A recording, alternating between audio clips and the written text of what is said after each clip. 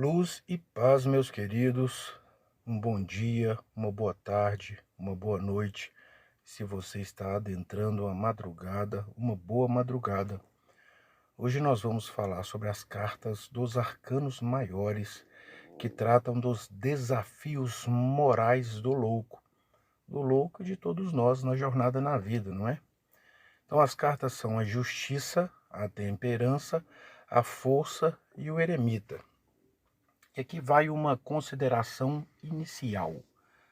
Quando a gente fala de moral, a gente não está falando de nenhuma dogmática castradora, cerceante, que te domina pela culpa e pelo medo e que parte de alguma instituição religiosa, de alguma religião, de alguma doutrina, de alguma seita.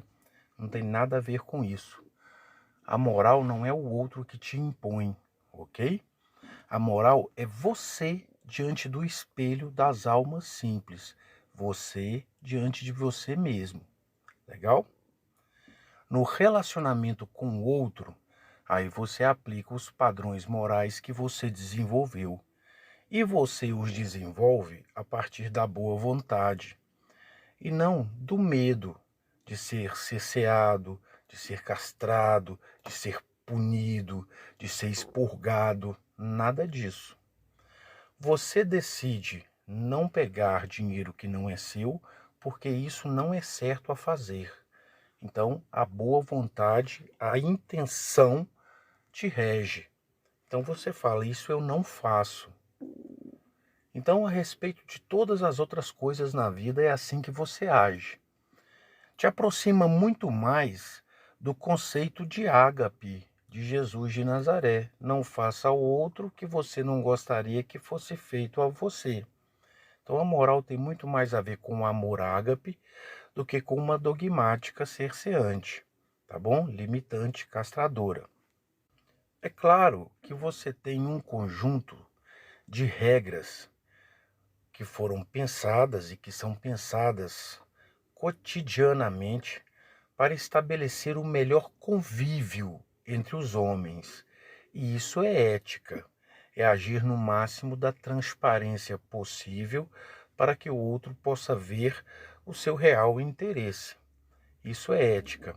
A moral é sua e a moral contribui com a ética. Legal? E aí a gente pode dar uma olhada na árvore da vida. Vejam aí a imagem.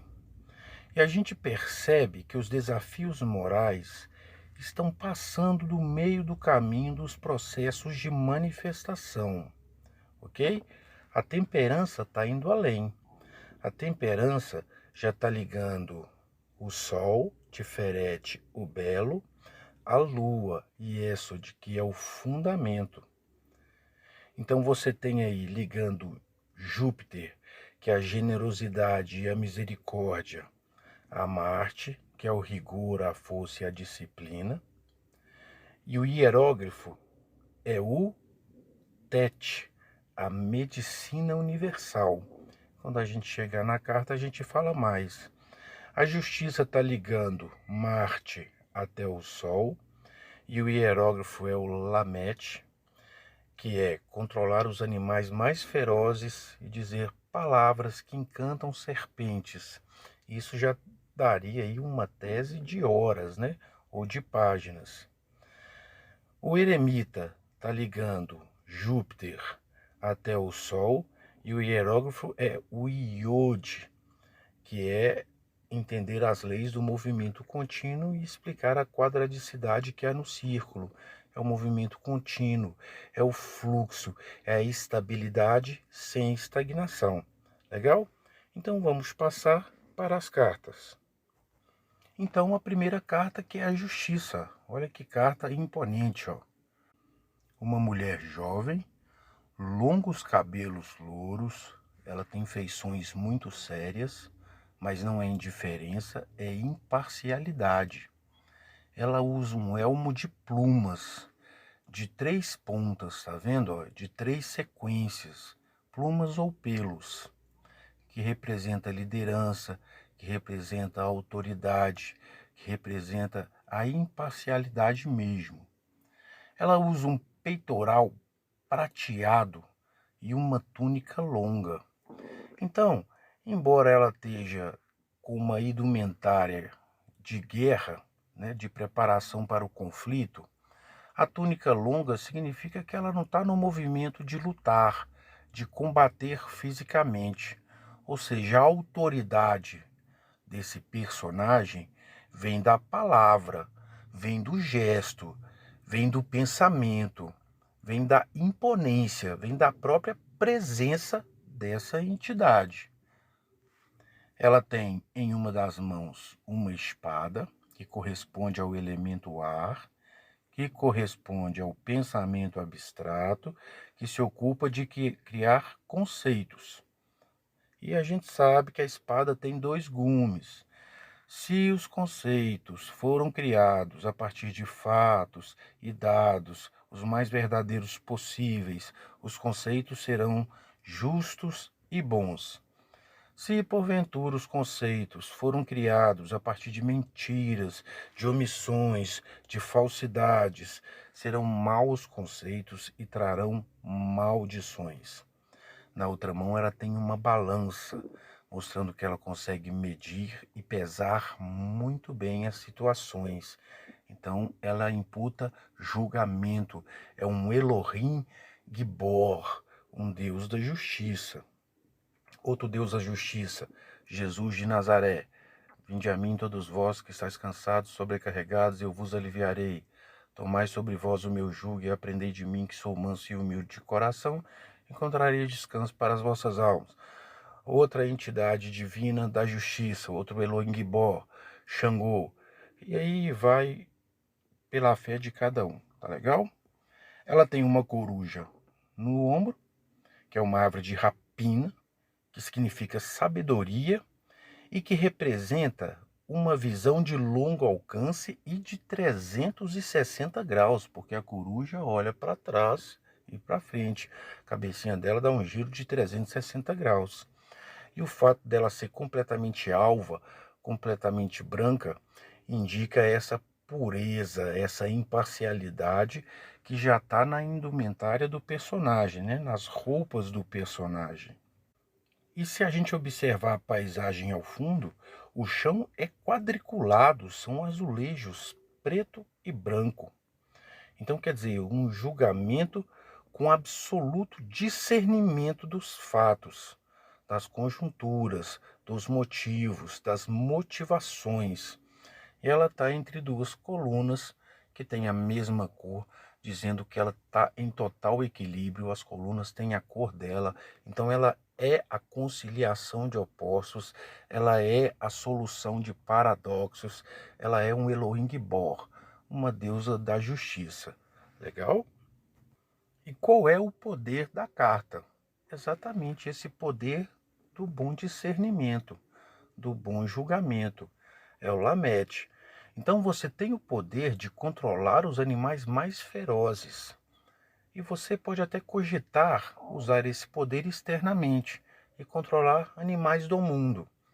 Mas seria mais conveniente, pelo menos no primeiro momento, você controlar os animais que tem dentro de você, a sua animalidade, a sua ferocidade, aquela sua condição colérica que vem do ego, que quer que o mundo gire em torno de você e que você se enfurece, você quer atacar, você quer dilacerar, você quer destruir quando isso não está sendo feito, quando isso não está acontecendo.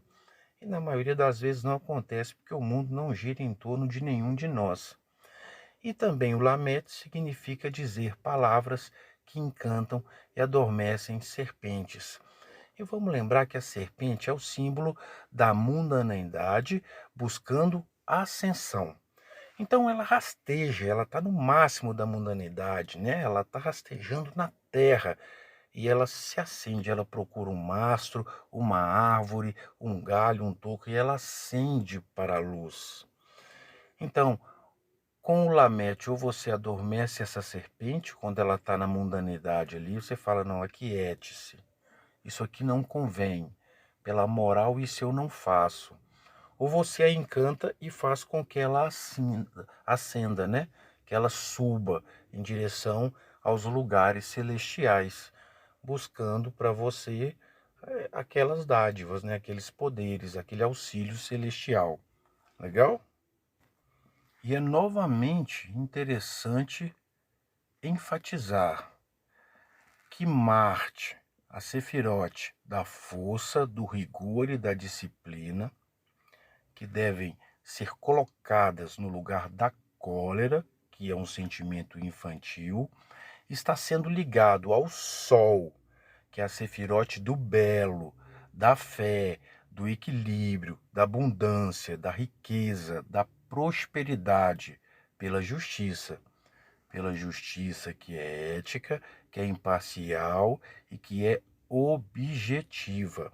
E eu já disse o nome de alguns: Elohim, Gibor, deuses da justiça, Jesus, a própria personagem da carta que é Palas Atenas, você tem Xangô, no panteão egípcio você tem Maat, no panteão nórdico você tem Fawcett, lá no Voodoo você tem Mademoiselle Brigitte, a Mama Brigitte, cada um de acordo com a sua fé.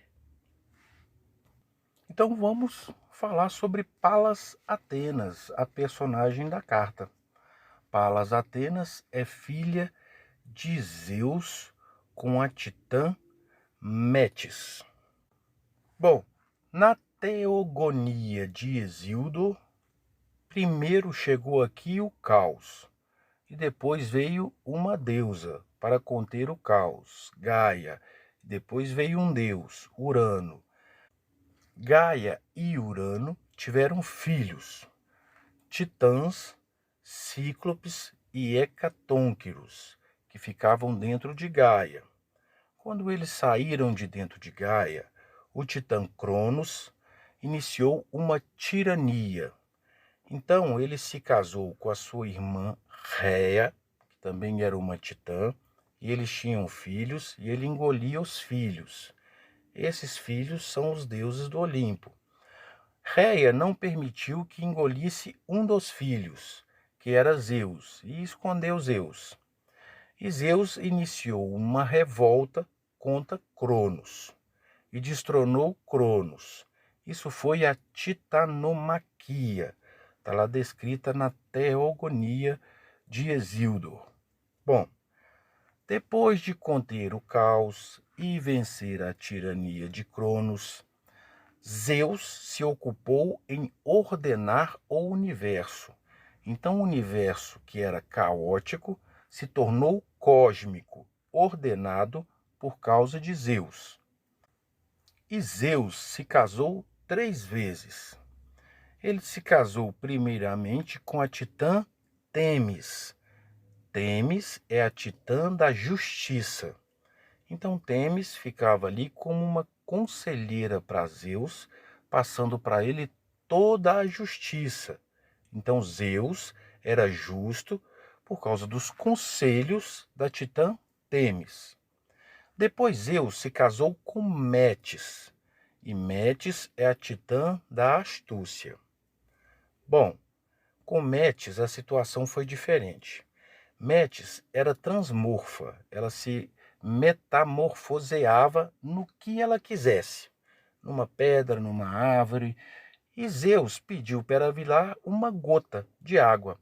Então, se você me ama, se transforme numa gota de água na palma da minha mão. E a titã fez isso, e ele engoliu a gota de água. Então ele engoliu toda a astúcia. Então agora ele tem toda a justiça e agora ele tem toda a astúcia. Só que a astúcia fecundou dentro de Zeus. E a cabeça de Zeus começou a doer muito. E aí Hefesto abriu a cabeça de Zeus e pulou de dentro Palas Atenas, cheia de justiça e cheia de astúcia. Perfeito? Então Zeus é o rei dos deuses, que ordena o caos, e a deusa da justiça e da astúcia é Palas Atenas, sua filha. Depois Zeus se casou com Hera, sua irmã, que é a rainha dos deuses. Palas Atenas possui a espada, que corresponde ao elemento ar, que corresponde ao pensamento abstrato, que se ocupa em criar conceitos. Então, bons conceitos, bons caminhos, maus conceitos, maldições. Palas Atenas é a deusa que, a partir da astúcia e da justiça, quebra maldições, resolve conflitos.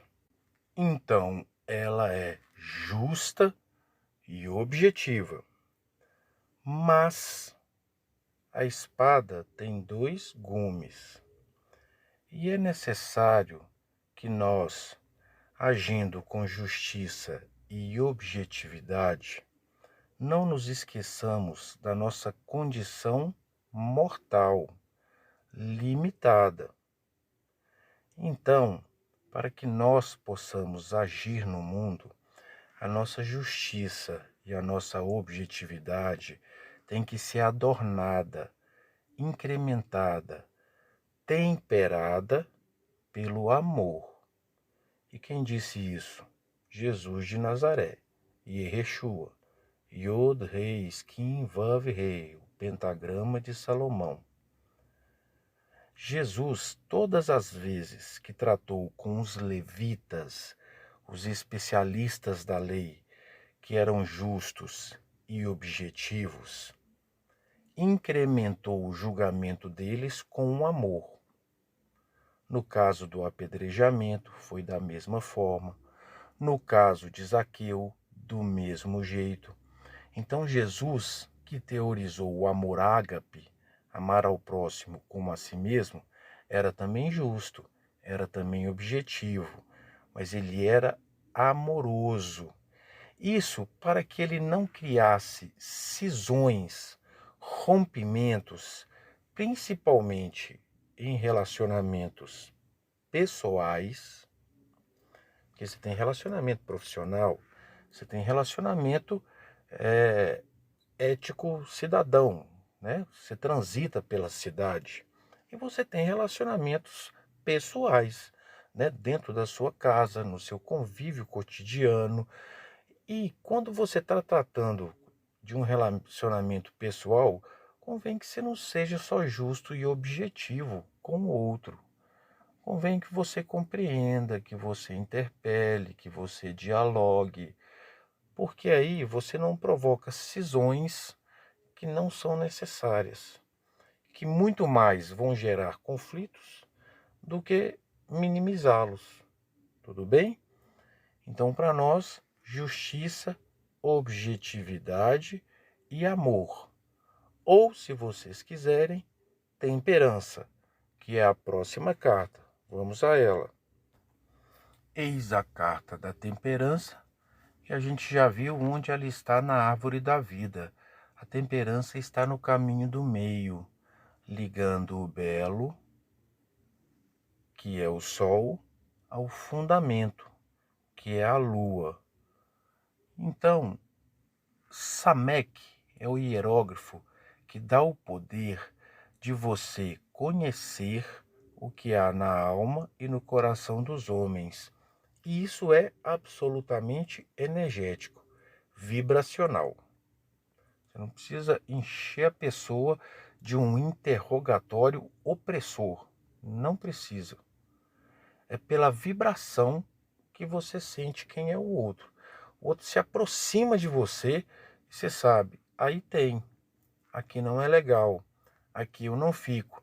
Quantas vezes você chega em um ambiente e fala, não dá para mim ficar aqui.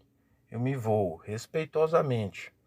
Aí você conhece uma pessoa, a pessoa é até bacana, e tem piadas interessantes e conversa, uma conversa cult, e é legal, e você fala, não, mas para mim não dá.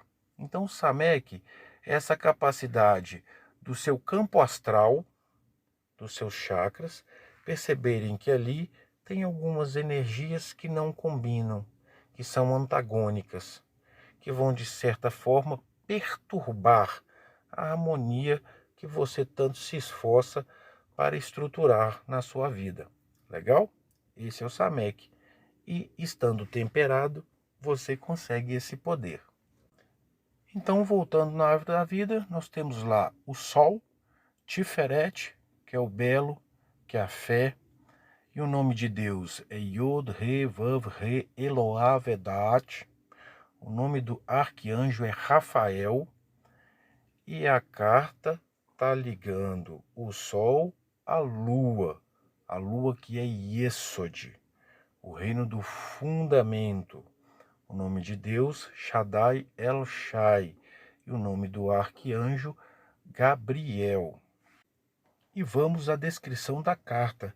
Para mim, uma das cartas mais belas, ó. Uma mulher adulta, cabelos negros, né, ou castanhos escuros, um vestido branco longo, que apresenta alguma sensualidade, ó. Ele é decotado, tá vendo, ó? Ele é longo e decotado. Ele traz um equilíbrio, na verdade, entre sensual, por causa do decote, e conservador, por causa do comprimento, né? Ela tem em uma das mãos uma taça prateada, nitidamente conectando à lua, e outra dourada, nitidamente conectando ao sol. E ela está fazendo, ó, com que a água saia da taça, de uma taça e vá para outra. Olha que bacana. É fluindo como a água. Isso é o que? Sua bênção, sua dádiva, sua súplica, sua emanação, seu desejo, seu sonho, fluindo como a água aí, ó, pela coluna do equilíbrio, a partir da temperança. Também representa o dia e noite, luz e treva, positivo e negativo. Ela é a temperança. Ela consegue conciliar qualquer oposto, ela consegue solucionar qualquer paradoxo. Ela é senhora da lei da polaridade, ela é senhora da lei do ritmo. Tá legal? Ela tem asas, asas translúcidas, ó. Também tem cores nas asas. Inclusive, falando das cores, a paisagem ao fundo tem um arco-íris que pega todo o céu e que pega também a terra, passa pelo vestido e pelas asas dela. Ela está com o pé na terra e com o pé na água. E olha o detalhe, olha como o detalhe é importante. A terra é verdejante e as flores que estão aí têm a cor da transmutação, a cor lilás. Não é sensacional? E a água que está passando é uma água calma, uma água de planície. Olha, o rio é meândrico e a água é cristalina. O horizonte é absolutamente verdejante, a gente já falou aí, ornamentado pelo arco-íris, e é exatamente Íris a personagem da carta. Íris, que é a maga de Hera. Hermes é o mago de Zeus. É claro que eles servem a todo o panteão, mas mais especificamente, Hermes serve a Zeus e Íris serve a Hera. E o poder traz a temperança. E se a gente voltar um pouquinho nos vídeos, a gente vai ver a carta dos enamorados.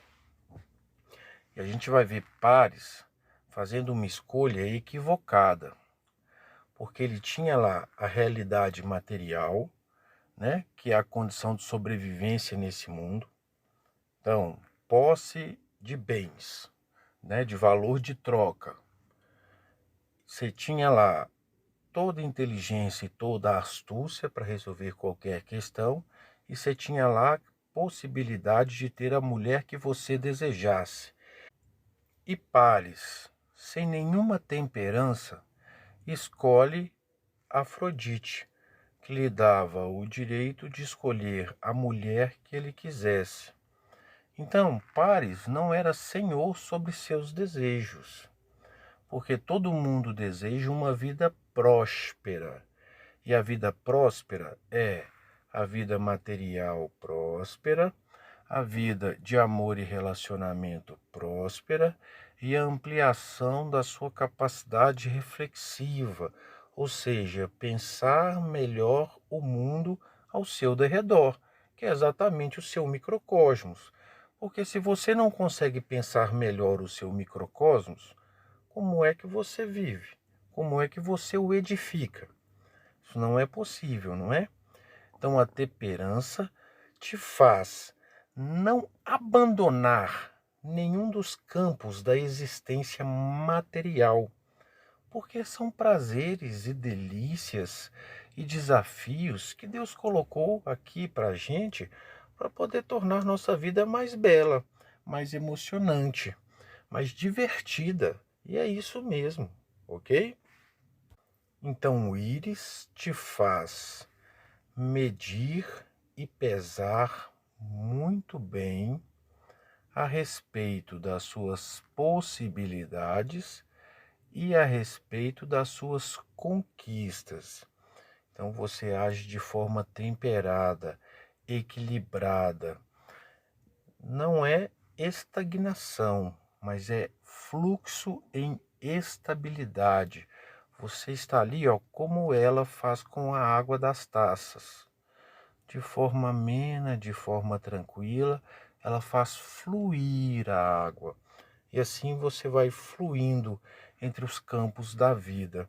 Aqueles que você precisa conquistar, aqueles que você conquistou, agindo aí numa teórica que vai do desejo, e você deseja, deve desejar, tem que desejar, e você é alegre quando consegue alguma coisa, então você se alegra com aquilo e você age ágape, ou seja, você se esforça para que aquilo que você conquistou vá bem, execute um bom papel, né? Se for uma pessoa, que ela receba o melhor, você se esforça por.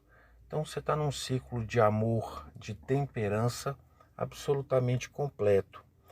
Então a carta da temperança, ela é o outro gume da espada de Palas Atenas. Essas duas cartas caminham juntas, porque tem que haver justiça e objetividade, mas tem que haver também temperança e amor. Principalmente, pessoal, quando estamos falando de relacionamento, porque se a gente só age com justiça e objetividade, a gente chuta o pau da barraca, com barraca e tudo, toda hora. E não é assim. As coisas precisam ser lapidadas, precisam ser trabalhadas. Então, a justiça é imparcial e objetiva, a temperança é bondosa e harmoniosa. E como você está seguindo um caminho de vários poderes, você precisa utilizar em momento oportuno todos eles. E vamos a algumas considerações aqui sobre a história de Íris. Íris é uma deusa, ela é uma divindade. Ela é filha do titã Oceano com a titã Tétis. E Íris, em dado momento, se casa. E ela se casa com Zéfiro, que é inclusive o pajem do naipe de espadas. E Zéfiro é o vento turbulento do oeste. Ele é turbulento, ele causa problemas, ele destrói construções.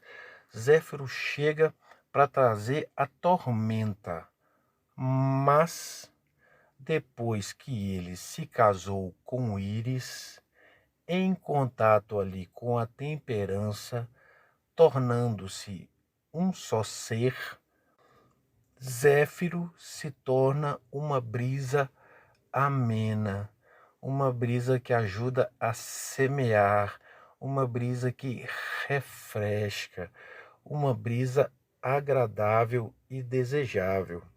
Então, só essa nota para ver que a temperança traz todo o equilíbrio para uma vida sadia, feliz e repleta de alegrias. Legal? Vamos para a carta da força. Olha a carta da força e vamos rapidamente dar uma olhadinha na árvore da vida. E a carta da força está ligando Júpiter, que é o reino da generosidade e da misericórdia. O nome de Deus é El e o nome do arcanjo de Zadiel. é o anjo da transmutação, da generosidade, da misericórdia.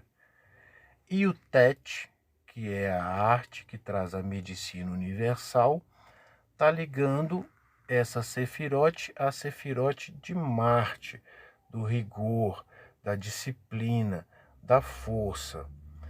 Então, em Júpiter, você tem que expurgar a injustiça, a falta de caridade, a inveja. Em Marte, você tem que expurgar a cólera. Perfeito? E você faz isso a partir da medicina universal. Porque se a dor do seu irmão não te causa nenhum constrangimento, por menor que seja, quem está doente é você. Então a medicina universal vai te ajudar nisso.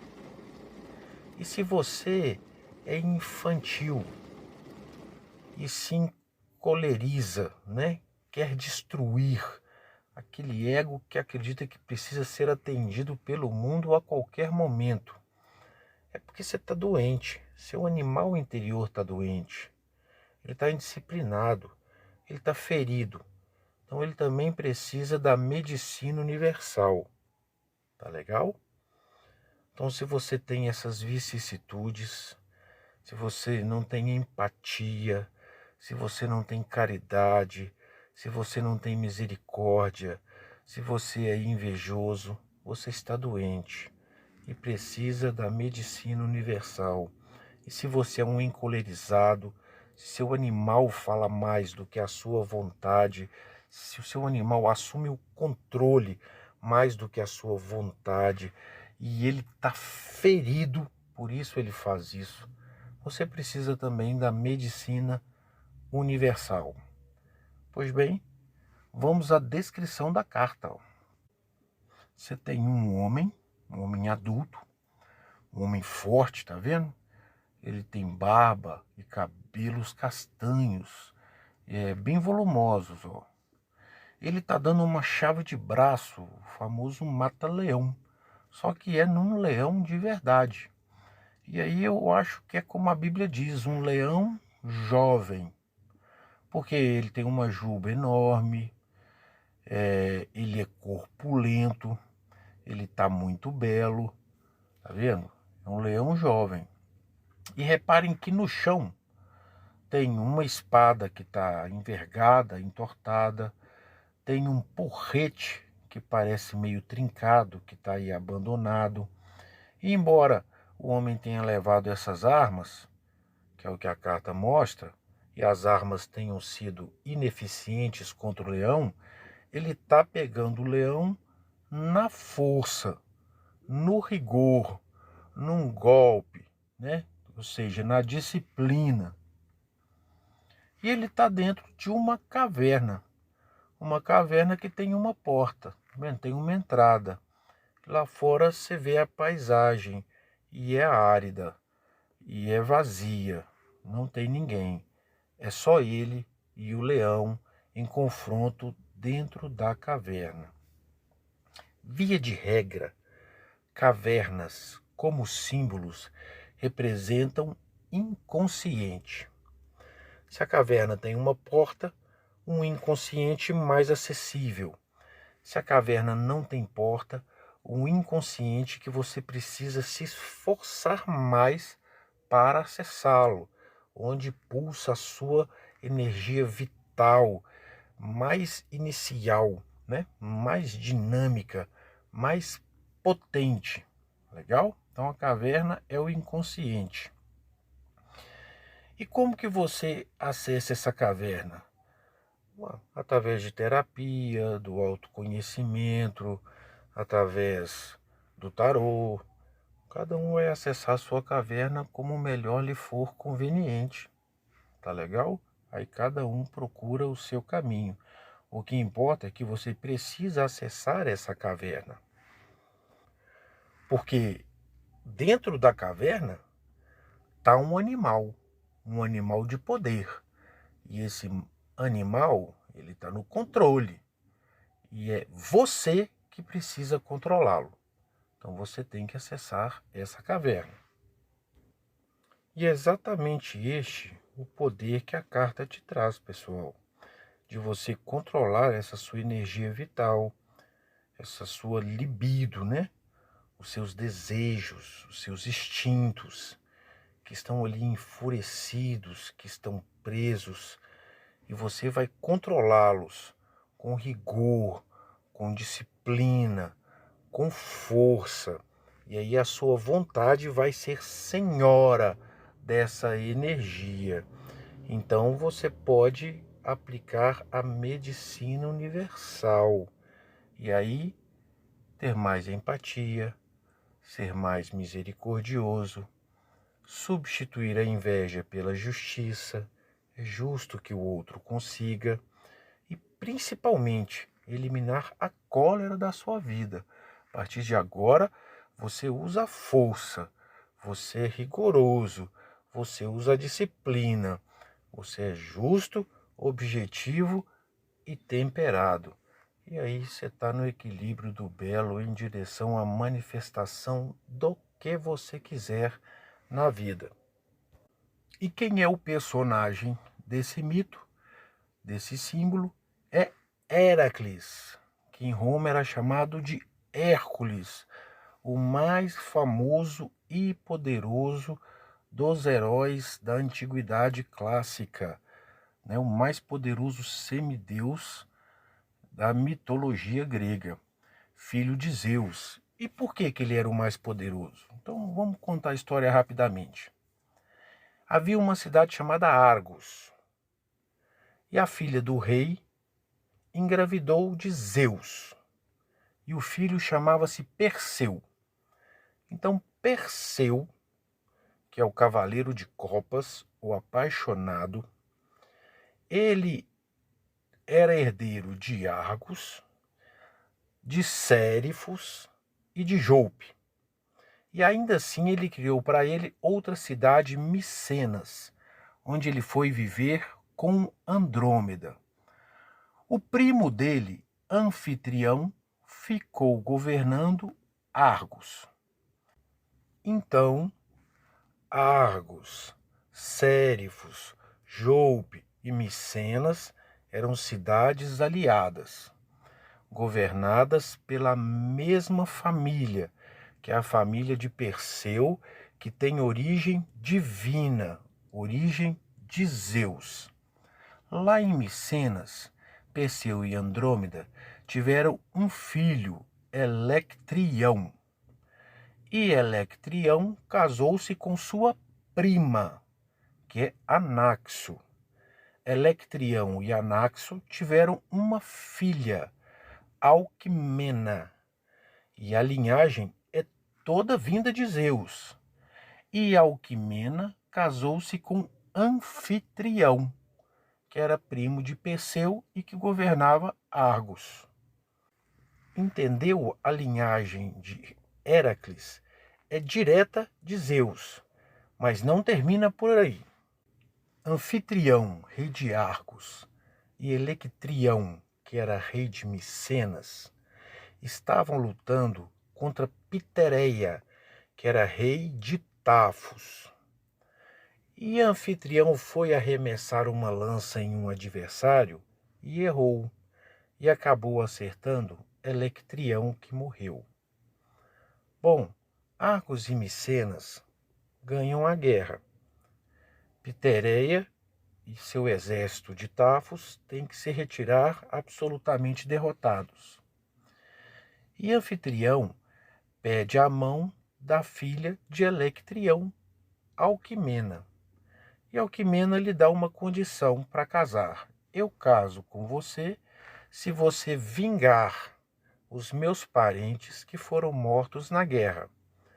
Então, todo parente direto meu que morreu nessa guerra, você vai lá em Tafos e vai se vingar. Então, o anfitrião já tinha vencido a guerra e era um grande guerreiro e falou: tudo bem, eu irei. Enquanto ele estava vingando os parentes de Alquimena, Zeus se aproximou de Alquimena e eles se apaixonaram. E Alquimena, que já era linhagem de Zeus, engravidou de Zeus. E o filho de Zeus com Alquimena é Héracles, Hércules. Por isso, tão poderoso. Mas Hércules, o Héracles, já enfrentava no nascimento duas grandes questões. A primeira e pior delas é que Hera, a esposa de Zeus, não aceitava aquele nascimento ilícito e queria destruir Héracles, desde quando ele era uma criança. Isso é um grande problema, porque é um Deus querendo te destruir. O outro problema é daqui da Terra e uma questão dinástica. Héracles era herdeiro de Argos, de Micenas, de Sérifos e de Jope. Então, ele era o herdeiro de todas as cidades e estados que haviam pertencido a Perseu. Isso porque Electrião havia morrido. Alguém da parentela, chamado Euristeu, assumiu o trono de Micenas. E ele temia que Héracles reivindicasse o trono. Além disso, Euristeu recebe apoio de Hera, e os dois, Hera e Euristeu, conspiram juntos para destruir Héracles. E o mais curioso é que Héracles não estava nem aí para os tronos. Ele havia prestado alguns serviços para o rei de Tebas, lutando pelo rei contra tribos conquistadoras. E ele caiu na graça do rei de Tebas e casou com a sua filha, que era Mecara. Ele teve 3 filhos e ele vivia em paz lá em Tebas. Mesmo assim, Hera envia as fúrias, as eríneas de Sífone, Megera e Alecto para enfeitiçar a mente de Héracles. Então ele fica louco. E aí, num estado de loucura, ele assassina sua mulher e seus filhos e foge, absolutamente perturbado. E aí ele assassina outras pessoas, de tal forma que é necessária a intervenção dos deuses para capturá-lo. E o principal dos deuses foi Hermes, o mago. Hermes o vendeu como escravo. E quem comprou Héracles foi Onfale, a rainha de Ouros, a rainha da Lídia, a rainha da realidade material. Ela é senhora da terra, da água, do fogo e do ar. E foi ela que ajudou a curar Héracles, a curar aquele animal ferido, aquela insanidade. Foi depois do convívio de 3 anos com Onfale que Héracles ficou novamente civilizado. Então ele, por conta própria, decidiu se apresentar ao rei de Micenas, que era Euristeu, e recebeu os 12 desafios. E o primeiro foi enfrentar o leão de Neemeia, esse que aparece aí na carta. O leão de Neemeia era um animal gigantesco, muito feroz, devorava a tudo e a todos que estivessem no seu caminho, ainda que não estivesse com fome. E Héracles não podia usar nenhuma arma, porque a pele do leão era invulnerável, era impenetrável, era indestrutível. Então ele teve que enfrentar o leão na força. Mas como ele já tinha passado pela carta do carro, que aprendeu a usar a força de forma construtiva, ele pega a pele do leão, arranca a pele a partir da boca e faz para ele uma armadura. Então, a partir daquele momento, além de ser fortíssimo e ter muitos poderes advindos de Zeus, Héracles era e vulnerável, usando a armadura do leão de Neemeia. E essa analogia é sensacional, porque quando você controla essa sua energia vital, que é animalesca, que é libidinosa, que é pulsional, você se torna invulnerável, indestrutível.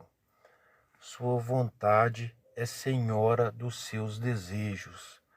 Então você está no comando, não só da sua energia vital, mas também da sua vida. Então, veja bem, se o leão de Nemeia representa o egocentrismo, Héracles, com a armadura do leão, representa o amor próprio, e isso te deixa invulnerável. Se a ferocidade descontrolada do animal representa a cólera, Héracles, com a armadura do leão, representa o autorrespeito. Eu não consigo, mas está tudo bem. Eu não fui atendido, mas está tudo bem. Eu consegui, eu sou grato, temperado. Você nunca entra em cólera, você nunca cai em depressão. E se o leão de Nemeia representa um eu primeiro, que ele é infantil, que ele é amoral e que ele ainda não desenvolveu nenhuma virtude, Héracles, com a pele do leão, representa o eu completo. Você sendo senhor da sua energia vital, cheio de amor próprio e de autorrespeito. Legal, pessoal? Esse é o poder aí da carta da força. Então, tomem posse desse poder. E vamos passar para o eremita. Eis aí a carta do eremita. Mas vamos dar uma olhadinha lá na árvore da vida, ó. Na escada de Jacó, na árvore da vida, o eremita está ligando Júpiter ao Sol. E o hierógrafo é o Iode. Iode, que é o hierógrafo que traz poder de sabedoria e conhecimento.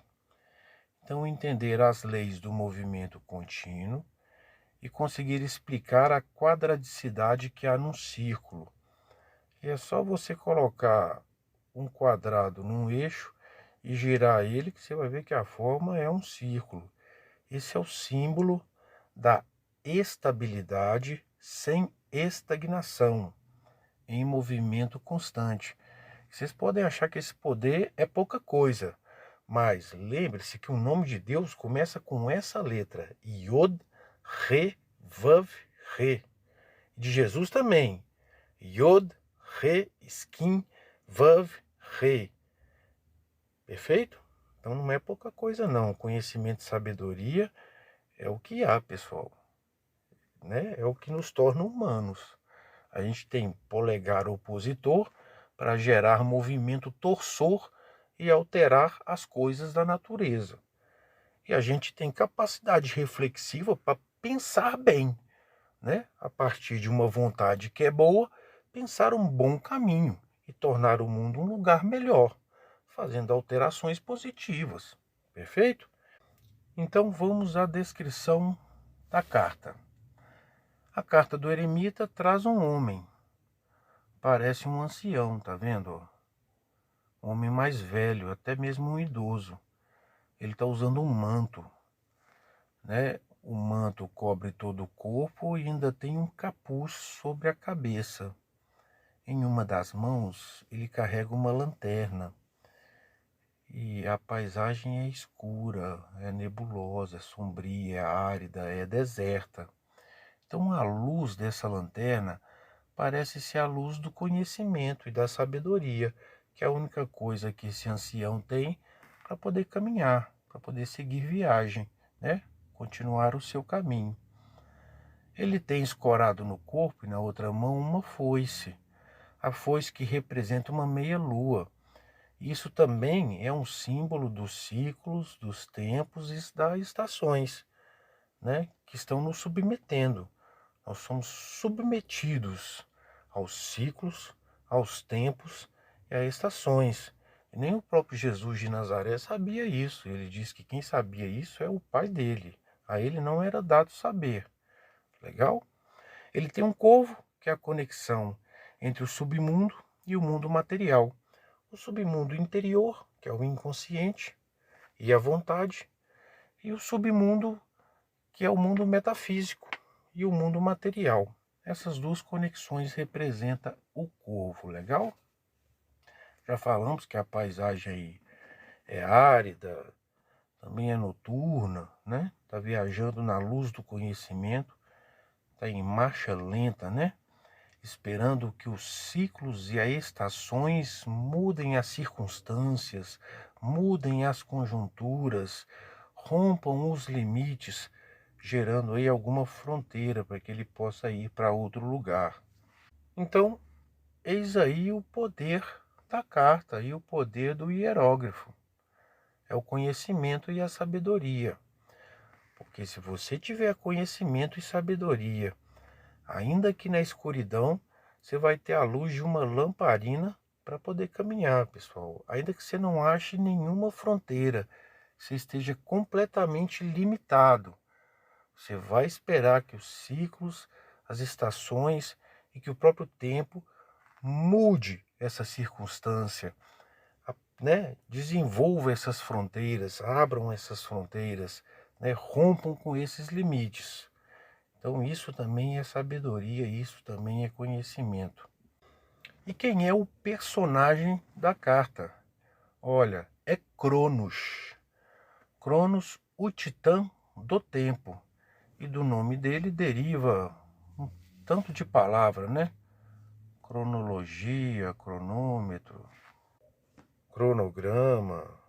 Cronos é o titã, deus do tempo. O tempo pertence aos mortais. Nós só não somos deuses porque morremos. É claro que por outros fatores também de lapidação de vicissitudes e desenvolvimento de virtudes, né, pessoal?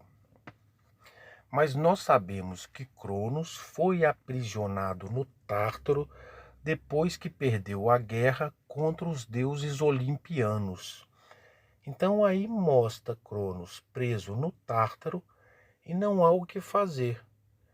Ele precisa que a luz do conhecimento e da sabedoria faça com que aquela sua limitação termine. É mais ou menos, ou exatamente, o contrário da carta da força. Na carta da força, Héracles tinha que entrar na caverna do inconsciente e enfrentar aquela força animal. Então tinham que usar a força, o rigor, a disciplina. E agora, não adianta lutar, não adianta espernear. É necessário esperar com conhecimento e sabedoria que o tempo mude a circunstância, rompa os limites e estabeleça novas fronteiras para a vida.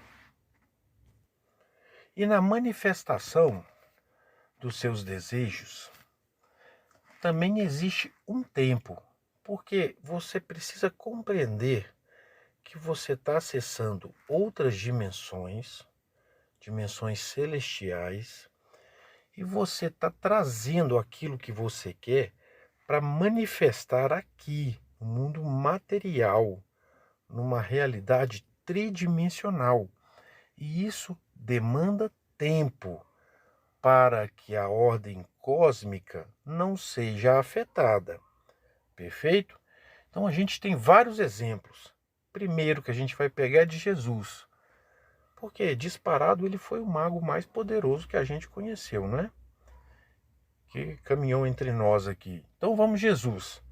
Chegou na figueira, que era um figo. A figueira não tinha figo para dar para ele. Ele disse: eu te ordeno que seques. E saiu. Bom, a figueira não secou diante dos olhos dos apóstolos. No outro dia voltaram, não tinha secado. Algumas versões falam em 3 dias depois, outras em 7 dias depois. Então, quando ele usou a escada de Jacó lá para poder manifestar esse poder, a figueira começou a secar da raiz e levou 7 dias para chegar até a copa. Mas como Jesus não duvidava, e é óbvio que a fé dele é maior do que de um grão de mostarda, a sua também. Senão você não estava assistindo esse vídeo. Senão você nunca tinha feito uma oração. Sua fé é maior do que um grão de mostarda. Legal? O que você precisa é não duvidar.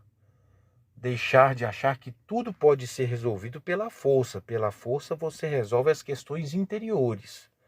Agora você precisa esperar que o ciclo se cumpra, que o tempo execute o seu papel de manifestação. Tá legal? Então não duvide, só creia. E é isso que significa, por exemplo, na lei da atração, você soltar. E eu acho que é um momento conveniente para falar sobre isso, lei da atração. A gente vê muita gente famosa falar de lei da atração. Está muito na moda. Funciona? Claro, funciona sim. Lei da atração é show de bola. Mas quem fala de soltar. Às vezes a pessoa não compreende. Como se soltar fosse não desejar mais aquilo. Não. Quando Jesus mandou a figueira secar, ele usou todas as ferramentas mágicas. O desejo, a vontade e o verbo. Isso se ele não fez lá algum traço e a gente não ficou sabendo disso porque não está nas escrituras. Mas, depois de fazer o seu ritual, Jesus sabia que o tempo precisava cumprir o seu propósito, que é o de manifestar o que você quer sem perturbar a ordem cósmica. Então, ele foi fazer outras coisas. Uma semana depois, estava seca a figueira. E ele fez isso várias vezes. Então, tem mais exemplos na Bíblia. Vamos pensar em Abraão, que significa bênção, né? Em hebraico. Abrahá, recebeu de Yod-Heh-Vov-Heh a promessa de que Sara, mesmo já idosa, não ficava mais menstruada, não ovulava, ia ter um filho. Então ele tinha que sair da terra onde ele era próspero, rico, e ir para outro lugar, gerar uma nova descendência. E ele foi. O tempo de manifestação dessa bênção foi de 13 anos. 13 anos. Então, tem coisa que demora mais. Tem coisa que demora menos. Exemplo de algo que demorou menos. Jó. Jó perdeu tudo e esteve completamente depauperado na sarjeta por 8 meses. Quando ele confessou para Deus que o que ele temia lhe sucedeu. Elias teve que ficar numa planície onde só tinha um córrego sendo alimentado por pássaros que lhe traziam pão e batatas. Depois ele foi para a casa de uma mulher que tinha um filho. A mulher e o filho eram mais pobres que ele e ele teve que fazer ali uma transmutação, uma reprodução daquele mantimento dentro da casa para que todos pudessem sobreviver. Então, Elias passou por momentos de depressão. Um profeta com um poder magnífico, né? Ele controlava o fogo material aqui na terra, ele enfrentava exércitos com fogo. E Davi narra que o travesseiro dele ficava encharcado de lágrimas.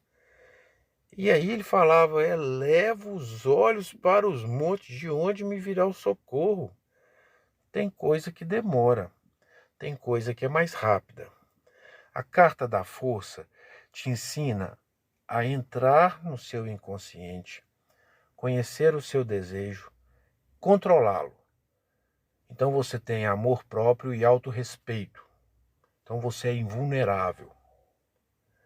A carta do eremita te ensina a ter conhecimento e sabedoria para esperar que os ciclos e estações renovem o cenário, mudem as conjunturas, criem fronteiras, rompam os limites.